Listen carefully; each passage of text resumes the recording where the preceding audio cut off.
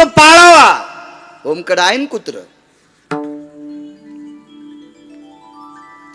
कुत्र जर शेतात सोबत नेलं तर त्यानं ऊसातले डुकर धरा.